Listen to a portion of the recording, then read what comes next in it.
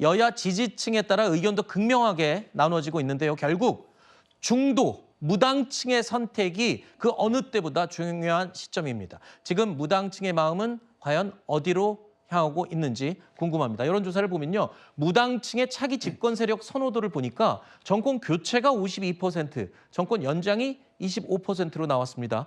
여권에서 볼 때는 조금 쓰라릴 부분이기도 하겠지만 야권에서는 지금 이 무당층의 마음을 잡기 위해서 무던히도 애를 쓰고 있습니다. 일부 여론조사에서는 무당층 비율이 갈수록 줄어들고 있다라는 신호도 나온다는 이야기가 있습니다. 이미 무당층의 마음은 움직이고 있다라는 신호로 봐야 할지 궁금합니다.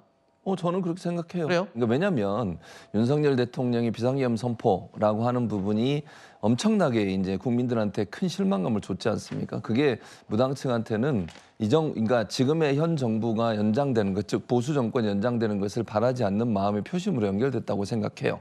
그러니까 지금 여야가 결집해서 진보 보수가 결집해서 여론조사 결과마다 보수의 어떤 그 지지도가 계속 올라가고 있는 거잖아요. 국민의힘 지지도도 마찬가지고 그거는 이제 여론조사 결과에 더 적극적으로 참여하고 결집하고 있는 양상을 보이는 거예요. 그거는 뭐 자연스러운 현상이라고 생각이 들어요. 왜냐하면 지금 뭐 물론 윤석열 대통령이 탄핵이 될지 안 될지 모르는 상황이지만 그럼에도 불구하고 조기 대선적 성격이 강한 시기를 맞고 있기 때문에 결집을 하는 거거든요. 네. 근데 중요한 건 그러면 캐스팅 보트를 쥐고 있는 건 중도층이에요. 중도층이 누구에게 힘을 실어주냐에 따라서 그쪽으로 힘이 가는 거니까 가장 중요한 건 중도층을 공략하는 거예요. 그러니까 진보 보수는 변함이 없는 거잖아요. 그 변함 없는 그 숫자의 변화를 요구하는 게 아니라 결국은 중도층의 마음을 누가 얻느냐가 중요한 건데 지금의 이 상황, 시대적 상황에서는 윤석열 정부의 이런 이제 잘못된 행동, 특히 윤석열 대통령의 잘못된 행동 자체가 국민의힘 전체, 보수 전체에 대한 부정적 이미지를 만들어냈기 때문에 결국은 중도층 입장에서는 정권을 계속 연장하는 것을 바라지 않는 여론이 더 커질 가능성이 있다는 생각이 들고 또 하나는 지금 국민의힘이 윤석열 대통령과 결연을 못하고 있잖아요. 계속 같이 가고 있잖아요. 지금 뭐 탄핵 문제도 계속 반대를 하고 있고 지금 뭐 12.3 계엄에 대해서 사과는커녕 제가 볼 때는 같은 윤석열 대통령 같은 입장에서 지금 얘기를 하고 있어요.